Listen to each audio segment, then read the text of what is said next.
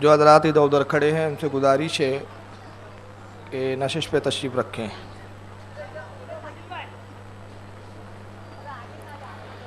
اعوذ باللہ من الشیطان الرجیم، بسم اللہ الرحمن الرحیم۔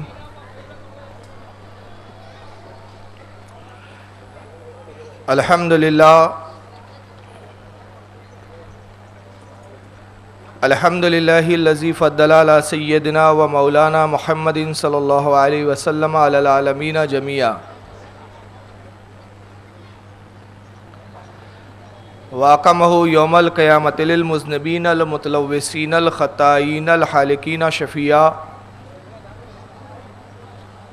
فصلی اللہ تبارک و تعالی علیہ وعلی کل من ہوا محبوب و مرضی لدی، صلاۃ تبقى وتدوم بدوام الملك الحي القيوم، ونشهد ان لا اله الا الله وحده لا شريك له، ونشهد ان سيدنا ومولانا محمدا عبده ورسوله بالهدى ودين الحق ارسله۔ قال الله تبارك وتعالى في القرآن المجيد والفرقان الحميد: لا تجدوا قوما يؤمنون بالله واليوم الآخر يوادون من حاد الله ورسوله ولو كانوا آباءهم أو أبناءهم أو إخوانهم أو عشيرتهم۔ صدق اللہ العظیم، صدق صادق المصدوق، علیہ الصلاۃ والتسلیم۔ ان اللہ وملائکتہ یصلون علی النبی یا ایھا الذین آمنوا صلوا علیہ وسلموا تسلیما۔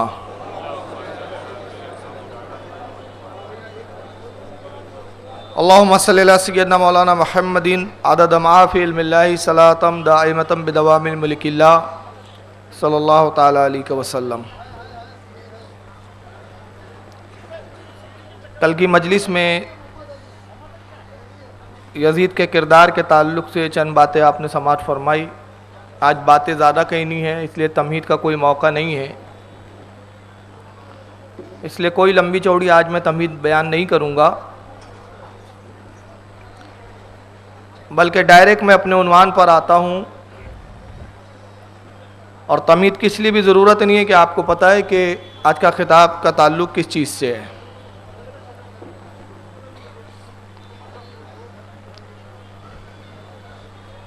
حضرت امام علی مقام کی شہادت کے بعد اہل بیت نبوت کو کوفہ میں لایا گیا ابن زیاد کے پاس۔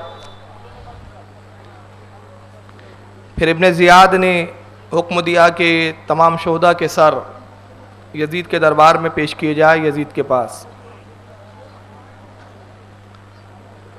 اہل بیت نبوت کے اس قافلے کو شہداء کے سروں کے ساتھ دمشق یزید کے پاس بھیجا گیا، جہاں پر یزید کے دربار میں سر کو پیش کیا گیا، اور وہاں بھی یزید نے اہل بیت نبوت کی بہت حد تک توہین کی۔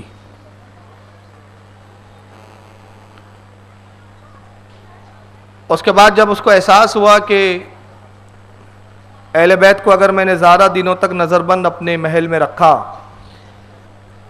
تو کہیں ایسا نہ ہو کہ اہل دمشق میں غم و غصے کی لہر دوڑے اور پھر یہ غم و غصہ بغاوت میں تبدیل نہ ہو جائے اور میری تخت اور اس کے تخت و تاج کو ختم نہ کر دیا جائے۔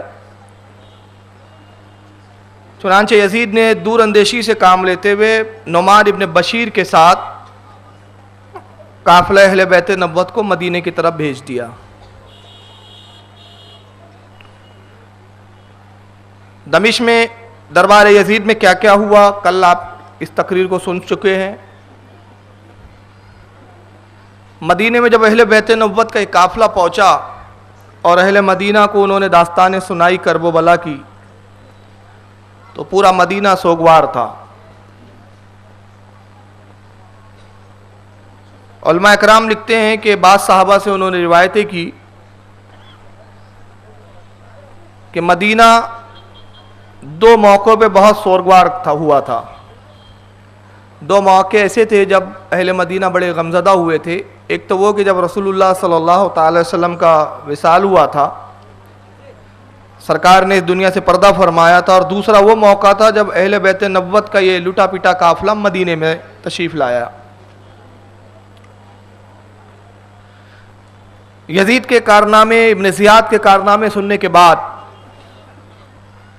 اہل مدینہ نے یزید کی بیعت کا انکار کر دیا, اس کی بیعت سے برات کا اظہار کیا. یہاں تک کہ انہوں نے یزید کو خلیفہ ماننے سے انکار کیا, اور انہوں نے اس کے خلاف بغاوت کا علم بلند کر دیا. خبر جب دمشق میں یزید کے پاس پہنچی تو یزید نے ایک کثیر فوج مدینے کی طرف بھیجا.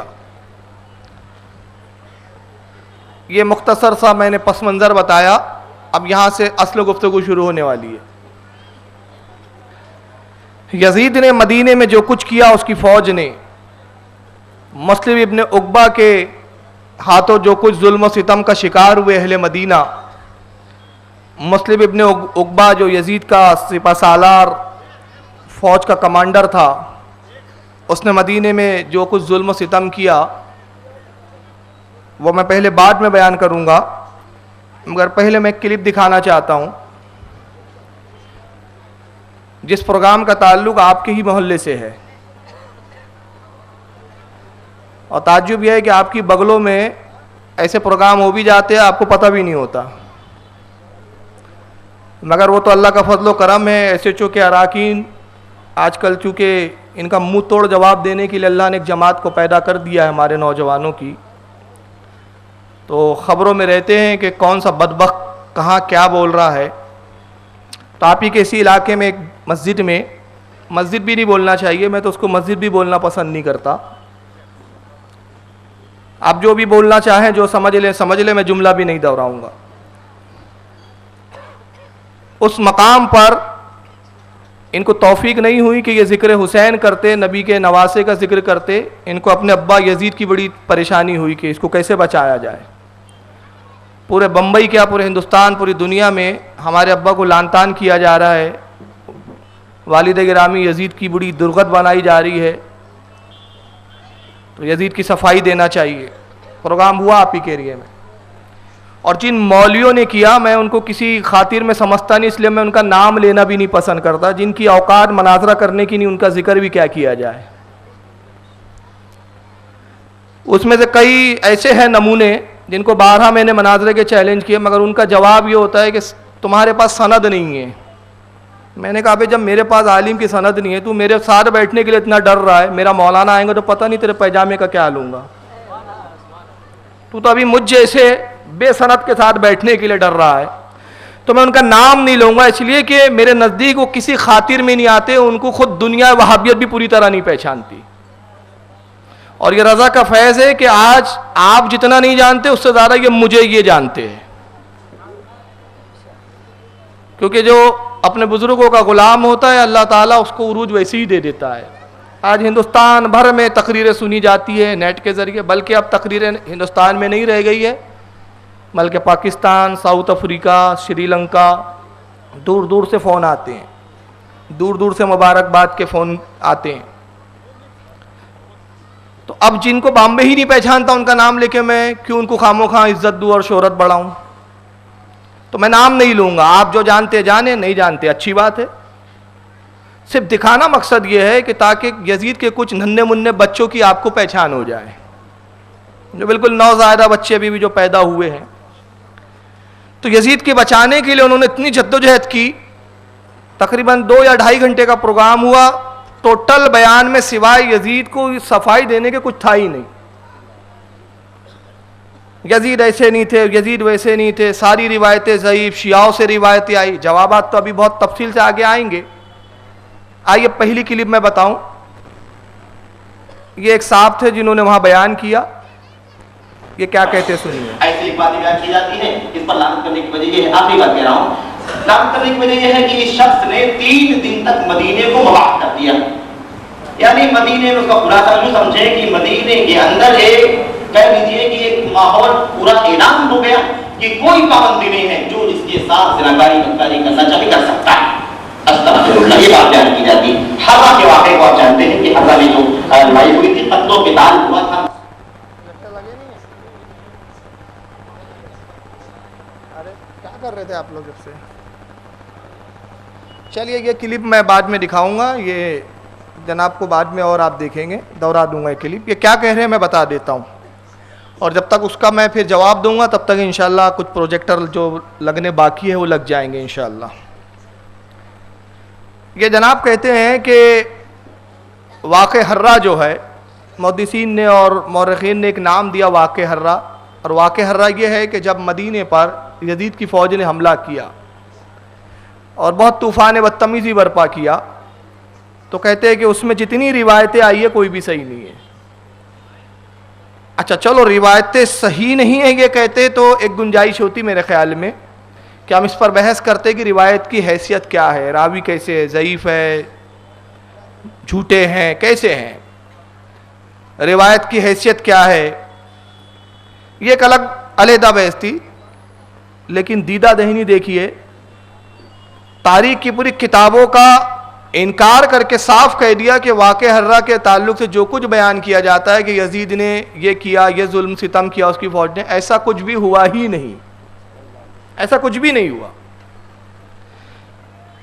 लेकिन अगर मैं एक ही किताब से इबारतें बताऊं तो इतना वक्त हो जाएगा कि मैं समझता हूं पूरा बयान उसी में ख़त्म हो जाएगा और आगे मैं फिर बढ़ नहीं पाऊंगा। तो सिर्फ किताबों के हवाले देता हूं, जिसको शौक़ हो किताबों को देखे, ना मिल पाए तो मुझसे ताल्लुक़ कायम करे, इंशाअल्लाह मैं किताबें दिखाने का ज़िम्मेदार हूँ।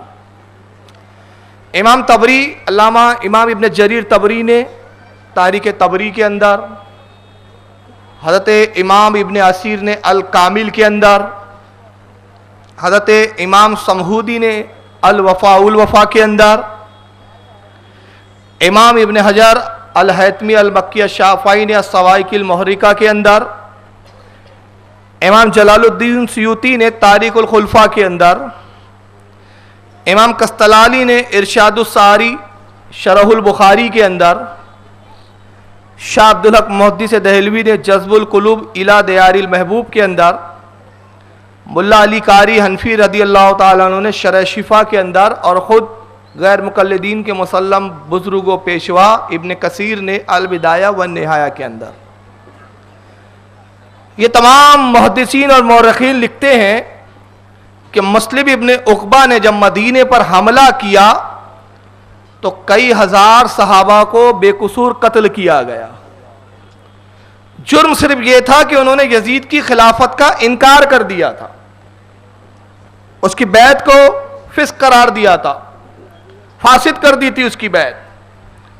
नतीजा ये हुआ कि यजीद को अपने तख्त से इतनी मोहब्बत थी कि सहाबा के खून से अपनी तलवारों को रंगीन करना ज़्यादा ज़रूरी समझा गया बनिस्बत इसके कि तख्त को छोड़ दिया जाए, कि जिसकी खिलाफत पर ना अंसार का इत्तेफाक है, ना महाजरीन का इत्तेफाक है, न मौजूदा सहाबा इकराम का इत्तेफाक। खुद इब्न कसीर अल बिदाया में लिखते हैं कि सिर्फ 6 जलील कद्र सहाबा थे जिन्होंने यजीद की बैत की थी, सब ने नहीं की थी। एक माहौल बताया जाता है कि पूरे मदीने वालों ने बैत कर ली थी, सिर्फ इमाम हुसैन आखिरी में बस अड़ गए थे। ऐसा नहीं है, उस ज़माने में सबसे बैत नहीं ली जाती थी, बल्कि जमात के, कौम के जो मोतमद और मुअम्मर हजरात होते थे उन्हीं की बैत ली जाती थी। उनका बैत करना गोया उनके पूरे कबीले और उनके ख़ानदान की बैत समझी जाती थी। 6 लोगों ने सिर्फ यजीद के हाथ पे बैत की थी, उनमें से भी बाद ने इमाम हुसैन के शहादत के बाद, उन अहले बैत पर जुल्म सितम के बाद उस बैत को फासिद करार दिया और इनकार कर दिया यजीद को अमरुल मोमिनीन और खलीफा मानने से। कई हज़ार सहाबा कत्ल किए गए, बल्कि यहाँ तक ये मुहद्दिसीन और मौरख़ीन लिखते हैं कि मदीने की नालियों में पानी की जगह खून बहता रहा। इन बदबख्तों ने मस्जिद नबवी शरीफ के अंदर घोड़े बांधे और उन घोड़ों ने मस्जिद नबवी में पाखाना, पेशाब और लीद किया। बाज़ रिवायतों के मुताबिक 7 दिन, बाज़ के मुताबिक 3 दिन और बाज़ के मुताबिक तकरीबन 40 दिन मस्जिद नबवी शरीफ में ना आज़ान हुई ना नमाज हुई, कोई आता ही नहीं था। جو آئے یزید کے یہ نابکار سپاہی قتل کر دیتے تھے. ملا علی قاری شرح شفا میں لکھتے ہیں، اور اس کے علاوہ میں نے جتنے حوالے دیے تقریباً سبھی نے لکھا کہ 3 دن تک یزید کی فوج پر مسلمانوں کی مائیں اور بیٹیاں حلال کر دی گئی. حکم نافذ کیا گیا، حکم دیا گیا جس عورت کے ساتھ جو کرنا ہے کر لو. یہ ہے یزید کا کردار. اور یہ سارے محدثین جھوٹے ہیں اور یہ ایک سچے یہی آج پیدا ہو گئے. یزید نے ایسا کچھ کیا ہی نہیں، ہوا ہی نہیں اس کے، وہ تو بہت دودھ کا دھلا ہوا سیدھا جنتی ہے. سنن دارمی کے اندر، اب آئیے یہ حدیث کی کتاب ہے، یہ تاریخ کی کتاب نہیں ہے. سنن دارمی جس کے لکھنے والے امام دارمی رحمۃ اللہ تعالی علیہ، جو امام بخاری، امام مسلم، امام ابو داؤد کے استاد ہے، جلد نمبر 1 میں وہ لکھتے ہیں دارمی کے مقدمہ میں کہ حضرت سیدنا عبداللہ ابن مسیب وہ ایک مجذوب دیوانے صحابی تابعی تھے، دیوانے تھے، مجذوبیت کی حالت میں رہتے تھے. ان کا خود بیان ہے، فرماتے کہ مسجد نبوی میں واقع حرہ کے، اس واقعے کو محدثین علماء نے واقع حرہ کا نام دیا. واقع حرہ کے زمانے میں میں رسول اللہ کے روضے پر پڑا، اذان کے وقت میں روضے رسول سے، قبر رسول سے رسول اللہ کی اذان کی آواز سنا کرتا تھا. اگر واقع حرہ کوئی چیز ہے ہی نہیں تو پھر امام دارمی جیسے نے بھی کیوں لکھا ہے اس کو؟ اور میں پوچھنا چاہتا ہوں کہ اگر مسجد نبوی میں گھوڑے باندھے نہیں گئے، قتل و غارت نہیں کیا گیا، تو پھر کیا وجہ تھی کہ وہاں اذان نہیں ہو رہی تھی اور رسول اللہ کی قبر سے یہ اذان سن رہے تھے؟ اس کا مطلب یہ ہے کہ یزید کی فوج نے ظلم و ستم کیے. اور اس کے بعد پھر یہی نہیں بلکہ آپ تعجب کریں گے کہ پورے مدینے کو ویران کرنے کے بعد، صحابہ کی اولادوں کو اور صحابہ کو قتل کرنے کے بعد، قتل و غارت کے اس بازار گرم کرنے کے بعد یہ کوچ کرتا ہے مکہ کی طرف. یہ لشکر مکہ میں عبداللہ ابن زبیر رضی اللہ تعالیٰ عنہ نے خلافت کا اعلان کر دیا تھا. اہل مکہ نے ان کے ہاتھ پر بیعت کی. یزید اپنا تخت بچانے کے لیے، مکہ پہ قابض ہونے کے لیے حکم دیتا ہے مسلم ابن عقبہ کو کہ مکہ کی طرف کوچ کر. مدینہ فتح ہوا، مدینے میں تو نے خوف و ہراس کا ماحول قائم کر دیا، مکہ کی طرف جا. یہ بدبخت لشکر جب مکہ آتا ہے تو عالم کیا تھا؟ انہوں نے مسجد حرم کے اندر، خانہ کعبہ کے اندر مشالے جلا جلا کر یا تیروں پر ٹیمبے لگا کر آگ لگاتے اور تیر خانہ کعبہ کی طرف چھوڑتے تھے، کیونکہ عبداللہ ابن زبیر نے اپنے آپ کو خانہ کعبہ میں چھپا لیا تھا. اس فوج کا مقابلہ ان کے بس میں نہیں تھا کیونکہ بڑی فوج یزید نے بھیجی تھی. کتنی بڑی فوج تھی؟ تاریخ نگاروں نے لکھا کہ 20,000 کی یہ فوج تھی، لشکر جرار تھا ایک. نتیجہ یہ ہوا کہ جب انہوں نے خانہ کعبہ میں اپنے آپ کو چھپایا، محفوظ کیا کہ بھائی خانہ حرم ہے، امن کی جگہ ہے، سکون کی جگہ ہے، شاید یہ یہاں حملہ نہ کریں گے، مگر انہوں نے حرم کی حرمت کو بھی پامال کیا. منجنق پتھر مارنے کی جو مشین آتی ہے جس سے پتھر مارے جاتے ہیں، اس مشین کے ذریعے کعبۃ اللہ پر پتھر برسائے گئے. نتیجہ یہ ہوا کہ حجر اسود ٹوٹ گیا، حجر اسود کئی حصوں میں تقسیم ہوا، حجر اسود پاش پاش ہو گیا. اور پھر یہی نہیں، جب آگ کے گولے مارے گئے خانہ کعبہ کی طرف تو غلاف کعبہ جلا، غلاف کعبہ میں آگ لگی، کعبۃ اللہ کا دروازہ جلا، اور خانہ کعبہ کی چھت کے اوپر حضرت اسماعیل علیہ السلام کے فدیے میں جو جنت سے دمبا آیا تھا اس کے سنگ بطور تبرک حضرت ابراہیم سے لے کر رسول اللہ اور اس کے بعد یہ اس زمانے تک موجود تھے، وہ بھی جل کر خاک ہو گئے. یہ یزید کا ظلم و ستم تھا. حتیٰ کہ بعد میں انہوں نے حرم میں بھی قتل و غارت کی.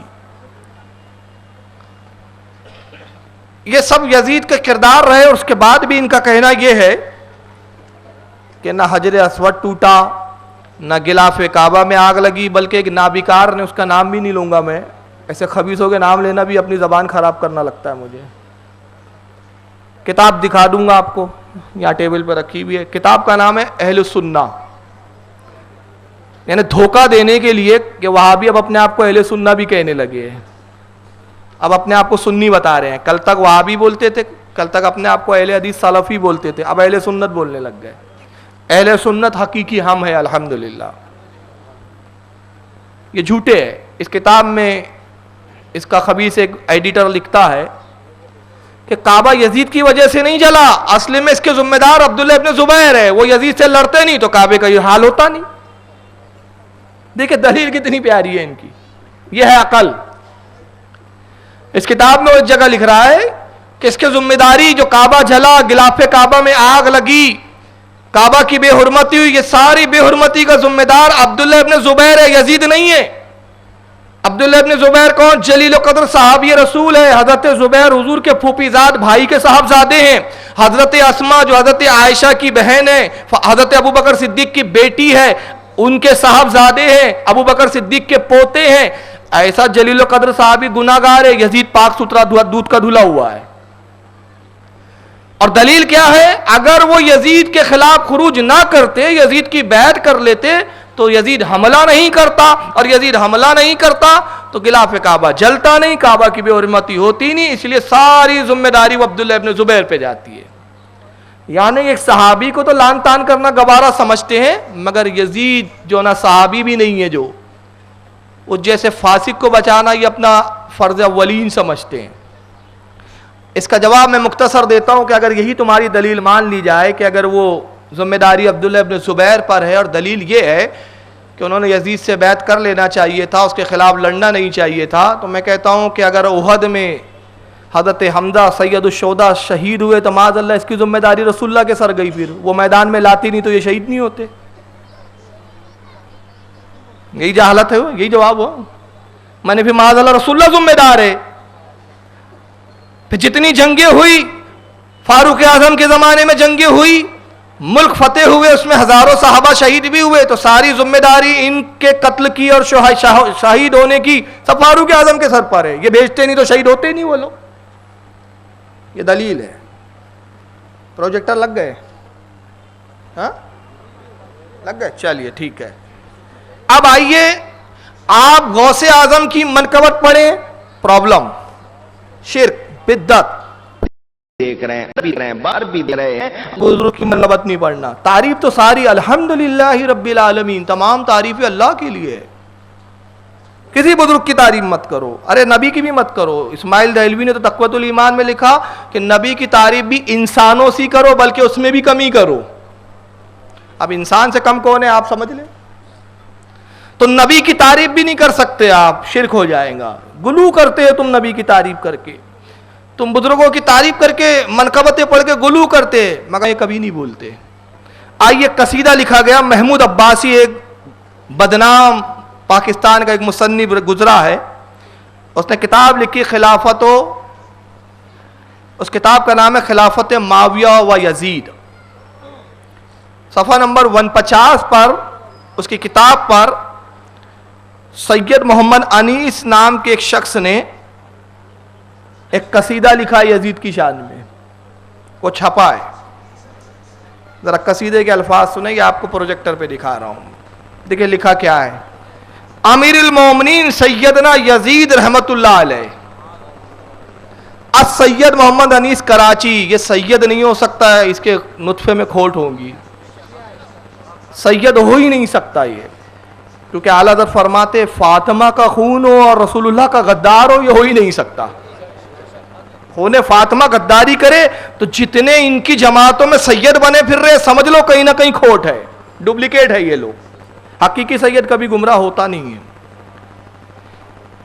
کچھ اشعار پڑھوں گا، بہت لمبا چوڑا قصیدہ ہے. کہتا ہے ہر آن رہبر تھی ہدایت یزید کی، کیوں راشدہ نہ ہوں گی خلافت یزید کی. کس نے خلافت راشدہ کہا ہے یزید کی خلافت کو؟ خلافت راشدہ کس کو کہا گیا ہے؟ 4 خلفاء کی، اور اس میں بعض نے حضرت امام حسن کو بھی شامل کیا.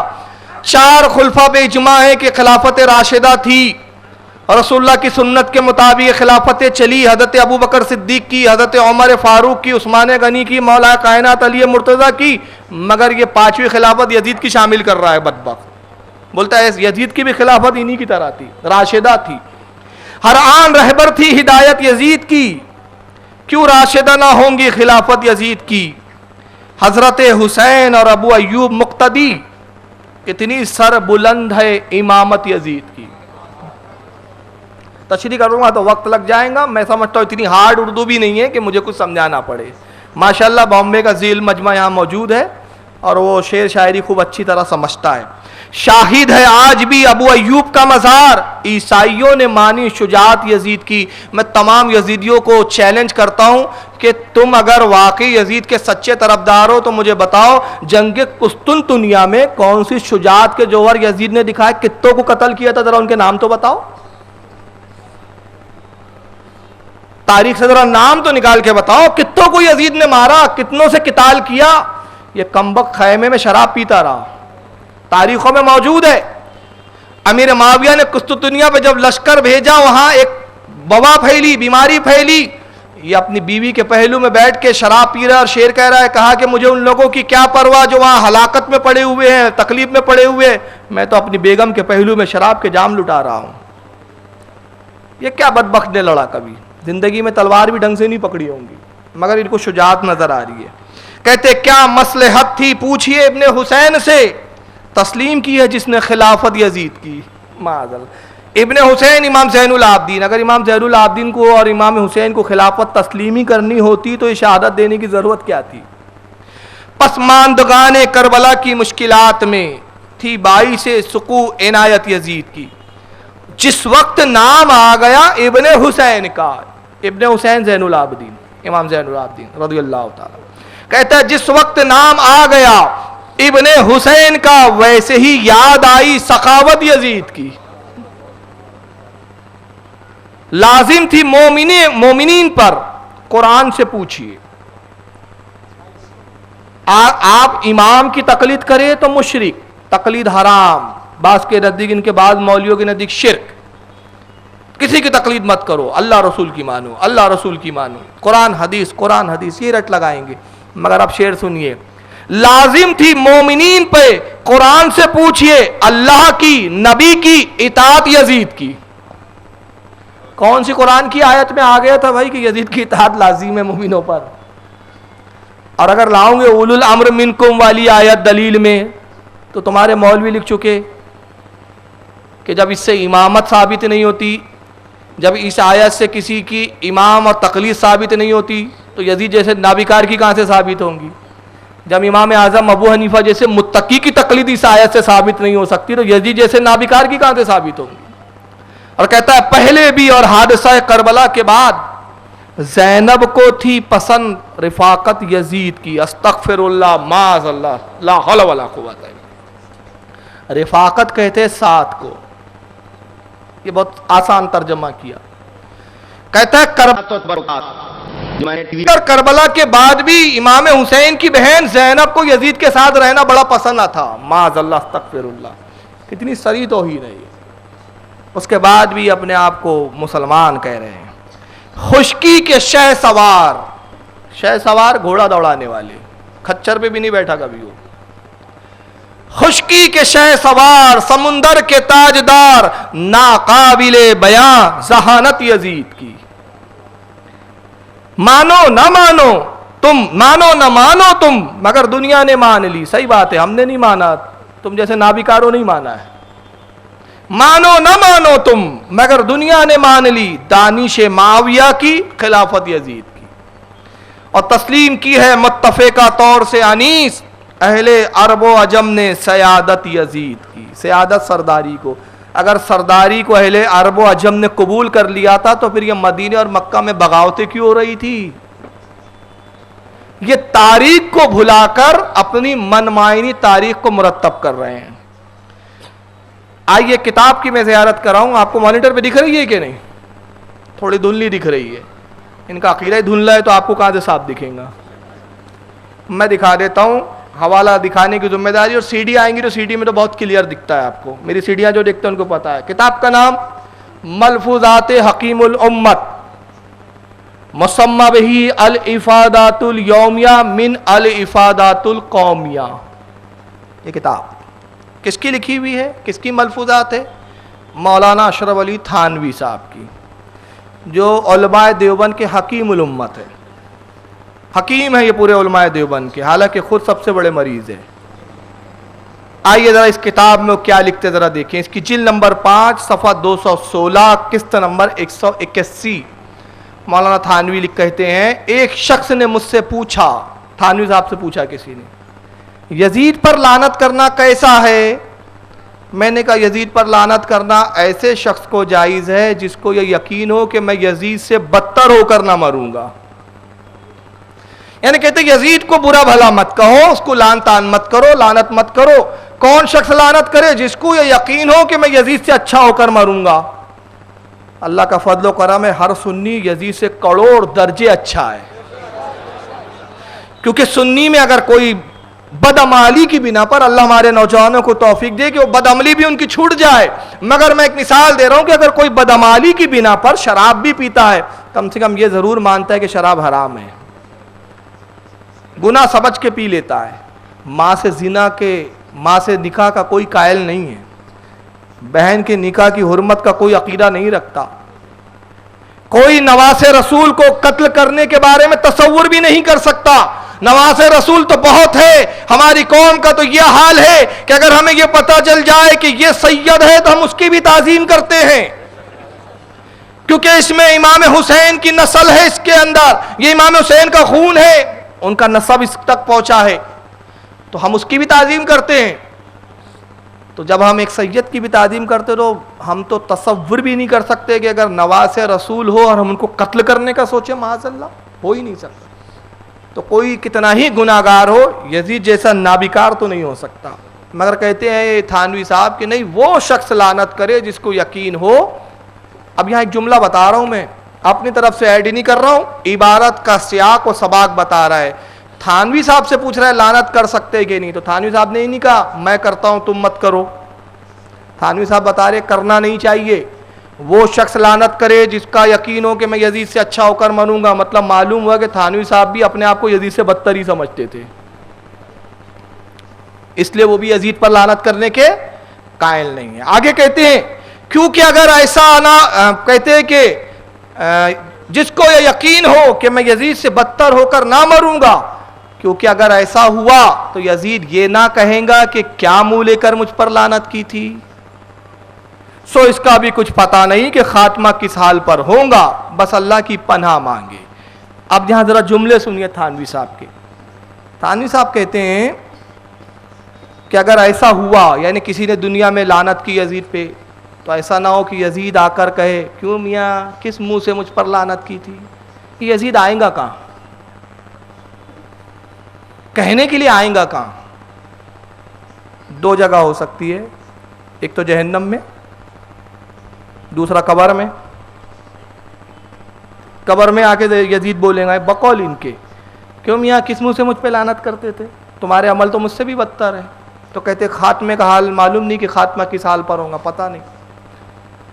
تو اب ان کے عقیدے کا دوگلا پن دیکھیں آپ، اور میں اپنی قوم کو یہی سمجھانا چاہتا ہوں کہ ان کے عقیدوں کو دیکھو، کتنے بدترین عقیدے ہیں ان کے، انتہا کر دی انہوں نے بدترینی کی۔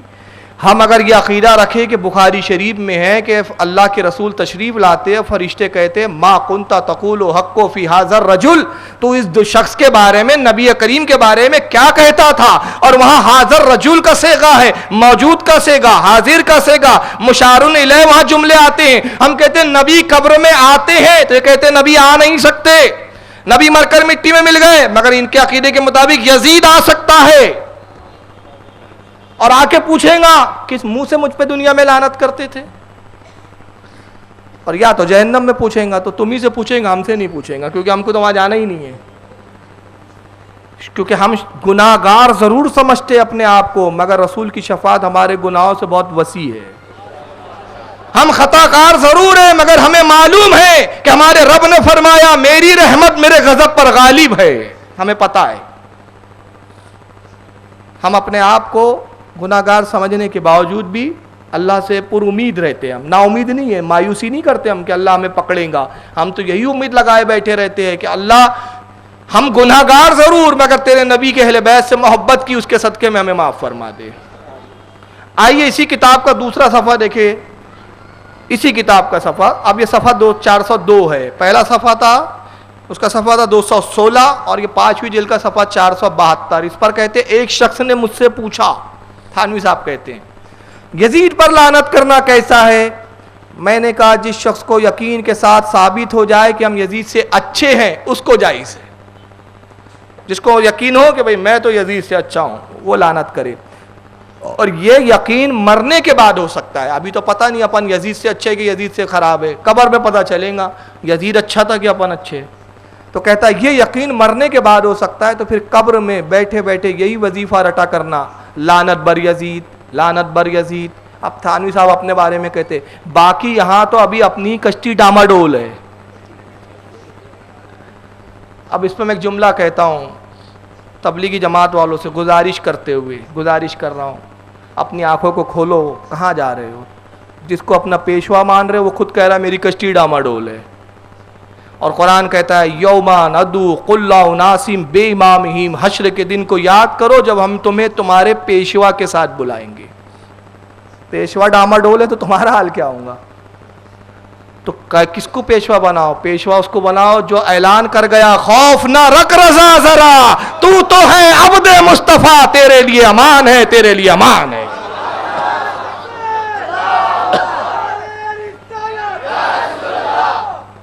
اسے پیشوا بناؤ جو بے خوف ہے. کیوں؟ اس کو اپنے نبی پر بہت اعتماد ہے. خوف نہ رکھ رضا ذرا، تو ہے عبد مصطفیٰ، تیرے لیے امان ہے. اور کریم اپنے کرم کا صدقہ لائی میں بے قدر کو نہ شرما، تو اور رضا سے حساب لینا، رضا بھی کوئی حساب میں ہے.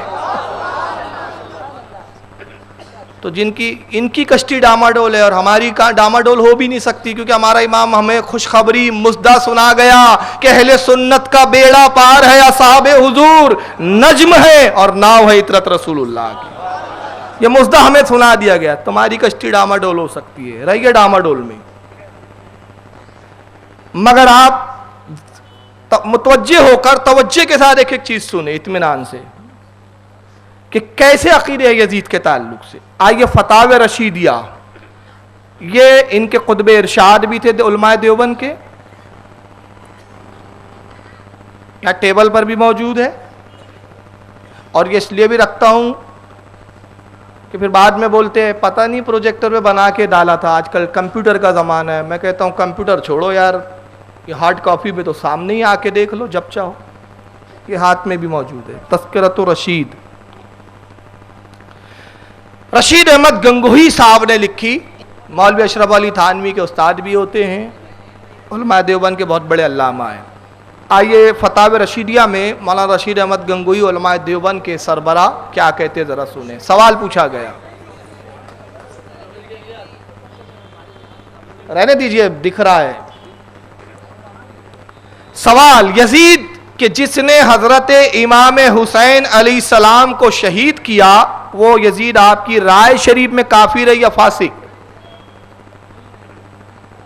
سنیں آپ، سوال کیا پوچھا جا رہا ہے رشید احمد گنگوہی صاحب سے کہ یزید جس نے حضرت امام حسین علیہ السلام کو شہید کیا وہ یزید آپ کی رائے شریف میں کافر ہے یا فاسق؟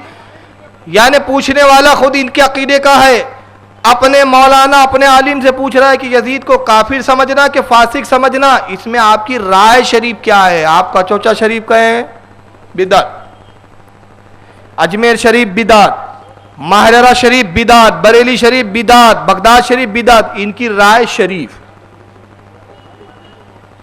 سمجھ رہے ہیں آپ؟ رائے شریف. تو اب انہوں نے اپنی رائے شریف دی، سنیے کیا دیتے جواب. کسی مسلمان کو کافر کہنا مناسب نہیں. ارے مت لگاؤ بھائی، وہ پبلک دیکھنا چاہتی ہے، میں دکھ نہیں رہا اس لیے وہ منع کر رہے، جانے دیجئے.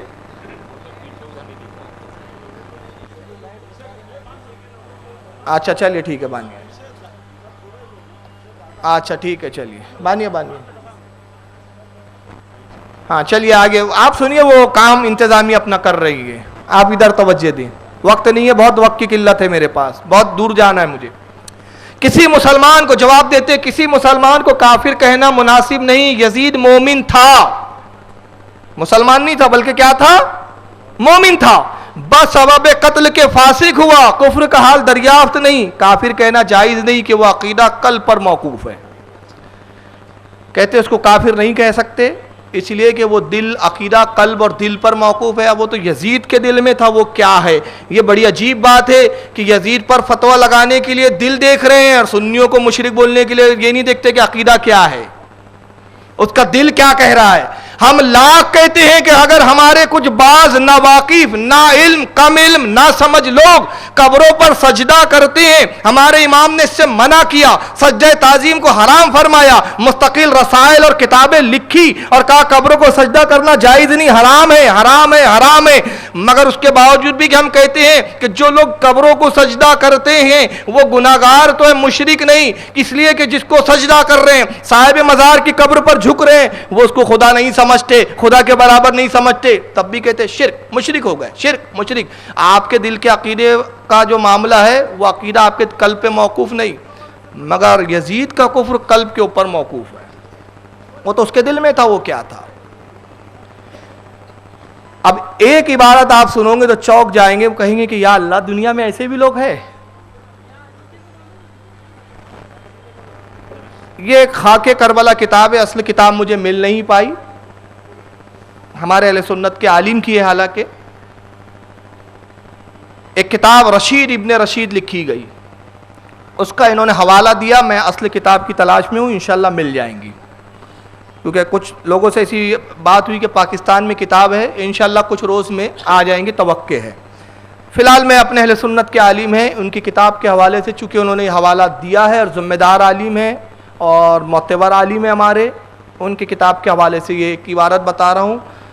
علماء دیوبند کے ایک مولوی گزرے ہیں جن کا نام ہے مولوی ابو الوحید غلام محمد فاضل دیوبند، ڈیرہ غازی خان پاکستان کے ہے. یہ انہوں نے کتاب لکھی جس کا نام ہے رشید ابن رشید، صفحہ 341. مولوی عبد الوحید غلام محمد مولوی فاضل دیوبند ڈیرہ غازی خان صاحب کیا لکھتے ہیں سنیے. درود شریف پڑھے. اللہم صلی اللہ.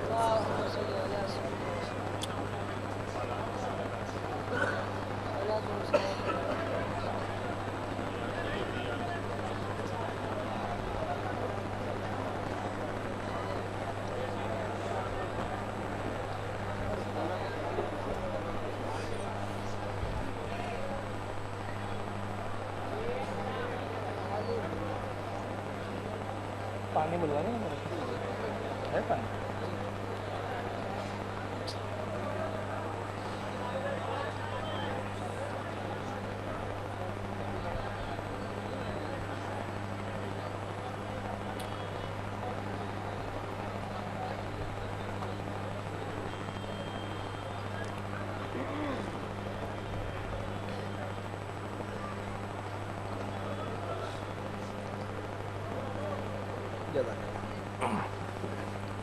درود شریف پڑھے. اللہم صلی علی سیدنا و مولانا محمد وعلی آلہ و اصحابہ و اہل بیتہ و ذریاتہ و بارک وسلم. صلاۃ والسلام علیک یا رسول اللہ صلی اللہ تعالی وسلم.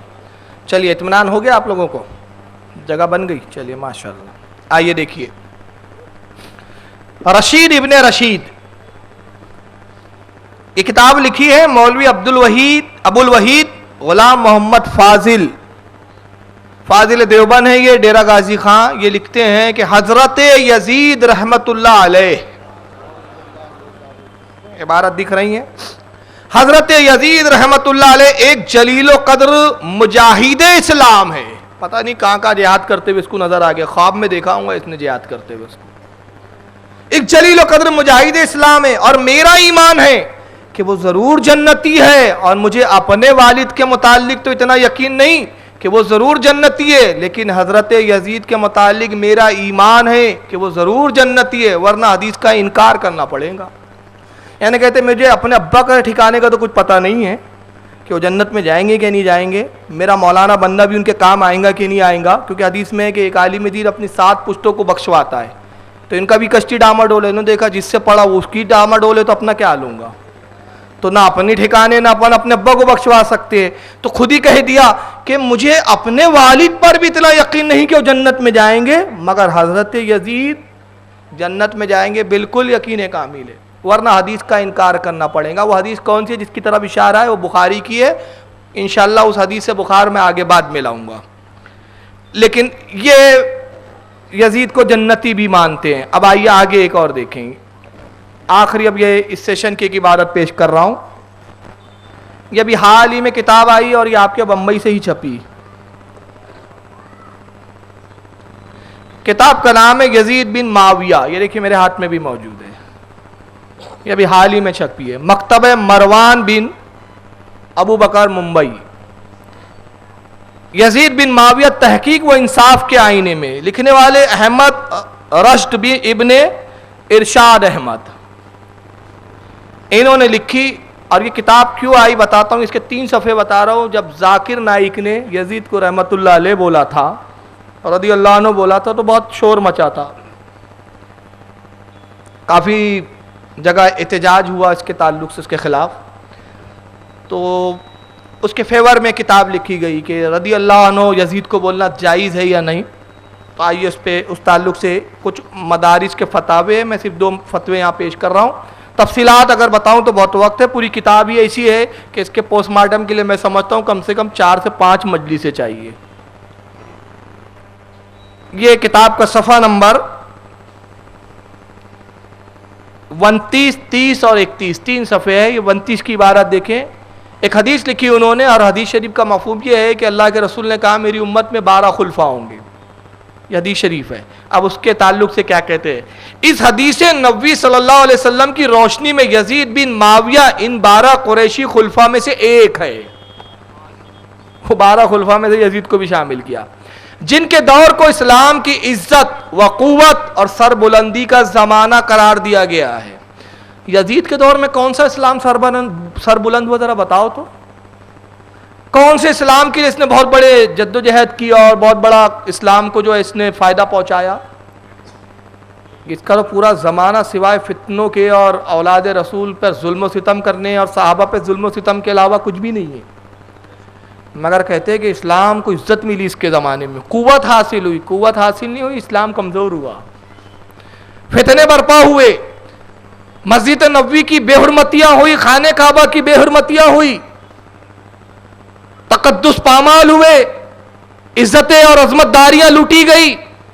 یہ اسلام کی سربلندی کا دور نہیں تھا بلکہ یہ شرمندگی کا دور تھا. مگر کہتے ہیں کہ جن کے دور کو اسلام کی عزت و قوت اور سربلندی کا زمانہ قرار دیا گیا ہے.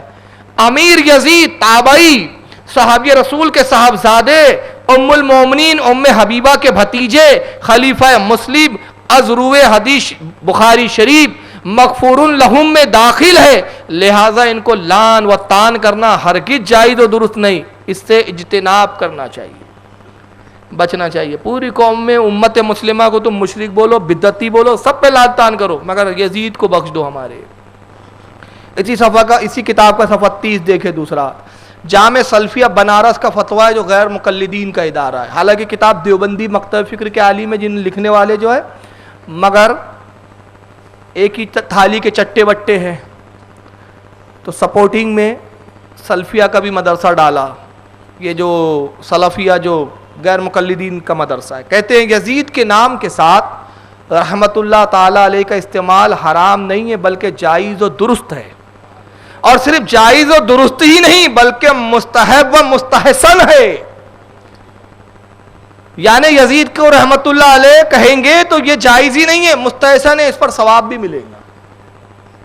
اور آگے لگتے ہیں نیز وہ از خود ہماری دعاؤں میں شامل ہے جو ہم تمام مسلمانوں کی مغفرت کے لیے کرتے ہیں. اللہم اغفر للمومنین والمومنات ربنا اغفر لنا ولاخواننا الذین سبقونا بالایمان. پھر وہ دعا بھی لکھی قرآن میں جو آئی. اور جہاں تک غیر صحابی کے لیے, اب یہاں مزیدار بات سنیں, چونکہ یزید کو نائک نے رضی اللہ عنہ کا اب اس کی صفائی دینا ہے, اور چونکہ یزید صحابی نہیں ہے تو اب غیر صحابی کو رضی اللہ عنہ کہنے کا بھی ایک مسئلہ ہے نا ان کے یہاں. تو اب دیکھیں کیا کہتے ہیں, جہاں تک غیر صحابی کے لیے رضی اللہ عنہ کے استعمال کا سوال ہے تو اس باب میں جب ہم قرآن مجید کا مطالعہ کرتے ہیں تو ہمیں معلوم ہوتا ہے کہ غیر صحابہ کے لیے بھی رضی اللہ عنہ استعمال ہوا ہے.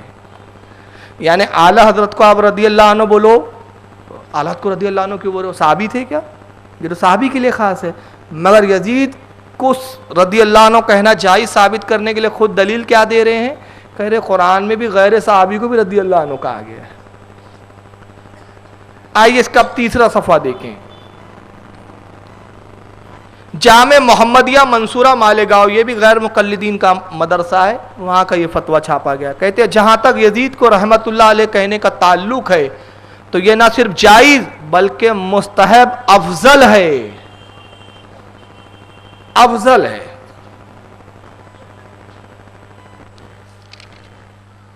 آئیے اب ایک کتاب میں دکھا رہا ہوں. کتاب کا نام ہے فتاوی برکاتیہ. کتاب دیکھ کے آپ شوق نہ جائیں دھوکہ دینے کے لیے، جیسے کہ اہل سنہ آپ کو لگے یار سنیوں کی کتاب ہے بدبوداروں کی کتاب. فتاوی برکاتیہ تو آپ سمجھو گے یار یہ خانقاہ برکاتیہ کے بزرگوں کی ہے، لیکن یہ برکاتیہ نہیں ہے، بلکہ بتاتا ہوں یہ کیا ہے. یہ میرے ہاتھ میں اس وقت فتاوی برکاتیہ. آئیے اسکین پیج دیکھیں اس کا. یہ غیر مقلدوں کی کتاب ہے. ان کے بہت بڑے علامہ شیخ القل فی القل، شیخوں کے شیخ ہیں. یہ جہاں سارے شیخ مل جاتے تو یہ اس کے بھی کل ہے. پھر حضرت علامہ ابو البرکات احمد شیخ الحدیث جامع اسلامیہ گجرانوالہ پاکستان کے ہے. یہ انہوں نے کتاب لکھی، ان سے یزید کے تعلق سے سوال کیا گیا ہے. اس کتاب کا صفحہ نمبر 159 160. سوال: جب یزید نے حضرت حسین کو گرفتار کرنے کے لیے سپاہی بھیجے تو انہوں نے گرفتار کرنے کی بجائے حضرت حسین کو شہید کر دیا تھا. اس کے صلے میں ان سپاہیوں کو سزا کیوں نہیں دی گئی؟ ایک سائل کا نام اتا پتہ کچھ بھی نہیں ہے. سوال کرنے والا کہہ رہا ہے کہ جب یزید نے ابن زیاد کو حکم ہی نہیں دیا تھا کہ امام حسین کو شہید کرنا، قتل کرنا، مگر ابن زیاد نے کر دیا یہ کام اور اس کے سپاہیوں نے یہ کام کر دیا، تو پھر یزید نے ان سپاہیوں کو سزا کیوں نہیں دی؟ سزا دینا چاہیے تھا نا کہ تم نے امام حسین کو بے قصور مارا ہے، بے قصور قتل کیا ہے. یہ سوال کتنا معقول ہے. آئیے جواب کتنا نامعقول ہے وہ بھی دیکھ لیجئے. کہتے جواب: وہاں جو جنگ ہوئی وہ ایک اتفاقی بات ہے، وہ بس گمت میں ہو گئی، وہ مذاق میں ہو گئی، وہ کوئی پلاننگ نہیں تھی. وہ ابن زیاد اچانک آ گیا ہوں گا وہاں، امام حسین بھی اچانک پہنچ گئے. وہ اتفاقی جنگ ہے. سپاہیوں کا مطالبہ تھا کہ ہم آپ کو گورنر بصرہ و کوفہ عبید اللہ بن زیاد کے پاس لے جانا چاہتے ہیں تاکہ وہاں برائے یزید بیعت کر کے پھر یزید کے پاس آپ کو بھیجا جائے گا. دوسرا صفحہ اس کا 160. دراصل سپاہی دارالخلافہ دمشق کے نہیں تھے بلکہ عبید اللہ بن زیاد گورنر کی طرف سے آئے تھے. فوج نے کوفہ لے جانے پر اصرار کیا اور حضرت حسین جانے کو تیار نہیں تھے. انہوں نے 3 تجویزیں پیش کی تھی جو کہ معقول تھی. مجھے یزید کے پاس بھیج دو، مجھے سرحد میں جانے دو جہاں میں کفار سے جہاد کروں گا، مجھے مدینہ واپس جانے دو. سپاہیوں کو چاہیے تھا کہ ان معقول تجویزوں کو قبول کر لیتے، مگر سپاہیوں نے قبول نہیں کیا اور انہیں گورنر کے پاس لے جانے پر اصرار کیا اور حضرت حسین گورنر کے پاس جانے کو تیار نہیں تھے. اسی وجہ سے لڑائی ہوئی اور پھر جو ہوا سو ہوا. یعنی کوئی بہت بڑی بات نہیں ہے کربلا کا واقعہ. بچے شہید ہو گئے، کوئی بڑی بات نہیں. کئی عورتیں بیوہ ہو گئی، کوئی بڑی بات. نواسے رسول قتل کر دیے گئے، کوئی بڑی بات نہیں. اتنے آسانی سے بول رہے ہیں کہ پوچھئے مت. جو سو ہوا ہو گیا، پھر جو ہونا تھا ہو گیا. تاریخ سے معلوم ہوتا ہے کہ گورنر کو یزید نے سزا دی، اس طرح سزا دی. اب دیکھیں گورنر کو سزا دی، یعنی ابن زیاد کو یزید نے سزا دی. اب ذرا سزا بھی سنیے آپ کیا سزا دی. یہ یاد رکھیں کہ جرم کیا ہے؟ نواسے رسول کا قتل. جرم کیا ہے؟ خاندان اہل بیت نبوت کو ویران کرنا، اجاڑنا، اس کو ختم کرنا. یہ اتنا بڑا جرم. اور یزید سزا ابن زیاد کو کیا دے رہا ہے؟ کہتے ہیں کہ گورنر کو یزید نے اس طرح سزا دی کہ پہلے 2 صوبوں کا یعنی بصرہ اور کوفہ کا گورنر تھا، اب انہیں 1 صوبے کی گورنری تک محدود کر دیا. یہ سزا ہے. سمجھ رہے آپ؟ اس سے پتہ چلتا ہے کہ خاندان اہل بیت نبوت سے کتنی محبت ہے ان لوگوں کو. اور یہ چیز آپ دیکھیں گے تو چوک جائیں گے کہ دنیا میں ایسے بھی خبیث زندہ ہے. یہاں پر کتاب دکھا دوں، اہل سنہ، نام لینا مجھے پسند نہیں ہے کس کا ہے. کتاب میں جب وہ اسکین پہ آپ کو ٹی وی اس پہ دکھیں گی سیڈیوں میں تو کلیئر دکھی جائیں گا. انتہائی یہ فتین قسم کا گڈا فتنہ ہے. ایک گڈا شخص ہے، گڈا فتنہ بولتے ہیں ایسے لوگوں کو ہمارے ناگپور میں. یہ خبیث کی کتابوں میں بس اسی مضامین چھپتے ہیں، کبھی تعریف نہیں چھپیں گے اہل بیت کس کی. یہ پروگرام میں بھی شریک تھا بھی جو آپ کیا ہوا. اس نے کتاب لکھی اہل سنہ ماہنامہ نکلتا ہے اس میں. آئیے ذرا اس نے ایک مضمون چھاپا ہے ایک بدعقیدے کا. کیا ہے ذرا سنیے اسی جماعت کے. کہتا ہے جس طرح ہندوؤں کے یہاں دیکھیے پھر سے آ رہا ہے. کتاب کا نام اہل السنہ ممبئی سے چھپتی ہے آپ کے. اس کتاب کا صفحہ نمبر 29 اس پر لکھا گیا جس طرح ہندوؤں کے یہاں ماں بھارت کو حق و باطل کی لڑائی قرار دیا جاتا ہے، حالانکہ اگر ان قصوں پر یقین کیا جائے تو یہ سراسر سیاسی نوعیت کی جنگ تھی. وہی حال واقع کربلا کا بھی ہے. یہ جنگ بھی سیاسی نوعیت کی تھی. یعنی جیسے لوگوں کیا ماں بھارت ہے، ماں بھارت کی لڑائی ہے، کربلا بھی بس ویسی ہے. ماں بھارت اور کربلا میں کوئی فرق نہیں. ان بدبختوں کو کون سمجھا ہے کہ وہاں ماں بھارت میں جو جنگ ہوئی تھی وہ ایک عورت کی عزت کا بدلہ تھا، وہ دولت کی لالچ تھی، وہ حکومت کا تحفظ تھا، وہ زمین جو چھین لی گئی تھی پانڈووں سے اس کو لینا تھا. وہ اگرچہ ہمارا اس پہ اعتقاد نہیں ہے، وہ جو اس کے ماننے والے وہ ان کے تک محدود ہے، وہ چیزیں وہ ان کے تک محدود ہے. تو جو بھی وہ جنگ تھی اگر اس کو سچ بھی مان لے بالفرض تو معاملہ کیا تھا؟ ایک عورت کی عظمت کا بدلہ. چونکہ کوروں نے دروپدی کی توہین کی تھی، پانڈووں سے جگہ چھین لی تھی، حکومت چھین لی تھی، اقتدار چھین لیا تھا، وہ اقتدار کی جنگ تھی. اور کہاں امام حسین تحفظ ایمان کے لیے گئے تھے؟ کہاں مسلمانوں کا تحفظ؟ دونوں. مگر ان کی بدبختی دیکھو، نواسے رسول اللہ کے رسول کا نواسا جس جنگ میں ہو، جو لڑ رہا ہو، وہ مہا بھارت کے جیسی جنگ ہو سکتی ہے. لیکن بدبختی کا منظر. اور اگر معاذ اللہ اس جنگ کی نوعیت سیاسی تھی تو اللہ کے نبی صلی اللہ علیہ وسلم کی جو بے شمار حدیثیں آئی ہے کہ میرا بیٹا بے قصور کربلا میں شہید کیا جائے گا، اس کا کیا جواب ہے؟ سیاست کی جنگ میں مرنے والا شہید نہیں ہوتا. شہید وہی ہوتا ہے جو اسلام کی خاطر، اسلام کے تحفظ کے لیے مرتا ہے. تو امام حسین سید الشہداء کہاں ہوئے؟ پھر رسول اللہ کی وہ پیشن گویاں، سرکار کی وہ حدیثیں جو سب ضائع ہو گئی پھر معاذ اللہ. تو یہ کہتے ہیں جناب کہ جیسے کربلا کا معاملہ ویسے ہی ہے جیسے مہا بھارت کا معاملہ ہے. اور اسی کتاب میں ایک دوسری جگہ لکھا ہے اس نے، وہی کتاب اہل سنہ، نومبر 2012 پچھلے سال کا یہ ایڈیشن ہے. اس کا صفحہ نمبر 29 اس میں لکھتا ہے اگر واقعی حضرت حسین رضی اللہ عنہ رعایا کو یزید کے ظلم سے نجات دلانے کے لیے اٹھے ہوتے تو وہ ملت اسلامیہ میں اعلان کر کے ایک بڑے لشکر کے ساتھ اٹھتے. یعنی کہہ رہا ہے واقعی اگر وہ رعایا کو یزید کے ظلم سے نجات کے لیے اٹھے تھے، مطلب یزید ظالم نہیں تھا، وہ ظلم نہیں کر رہا تھا، یہ خامو خواہ اپنے آپ کو ہلاکت میں ڈالنے کے لیے چلے گئے تھے. اور آگے پھر لکھا بھی ہے، کہتا ہے کہ وہ ایک بڑے لشکر میں اعلان کرتے اور ان کو ساتھ میں لے کے اٹھتے، نہ کہ اپنے گھر کی عورتوں، بچوں، مٹھی بھر نوجوانوں کو لے کر نکلتے. یہ تو اپنے آپ کو ہلاکت میں ڈالنے کی بات ہے جس سے اللہ تعالیٰ نے منع فرمایا ہے. یعنی امام حسین کو تو قرآن کی بھی آیتیں نہیں معلوم تھی. یہ بڑے اسکالر بیٹھے ابھی، اب یہ پتہ لگائیں گے امام حسین نے جو جنگ کی تھی وہ صحیح تھی کہ درست تھی، غلط تھی کہ صحیح تھی، ان کا قدم اٹھانا، ان کا اقدام جو تھا وہ درست تھا کہ صحیح تھا. اور معاذ اللہ پھر قرآن کی آیت لکھا اس نے جس کا مفہوم ہے کہ اپنے ہی ہاتھوں اپنے آپ کو ہلاکت میں مت ڈالو. یعنی امام علی مقام شریعت سے اتنے نابلد تھے، اتنے ناواقف تھے کہ ان کو یہ قرآن کا فرمان بھی نہیں معلوم تھا، یہ اصول و ضابطہ بھی نہیں معلوم تھا کہ اپنے آپ کو ہلاکت میں نہیں ڈالنا چاہیے. بس خاموں کا پورے خاندان کو خطرے میں ڈال دیا.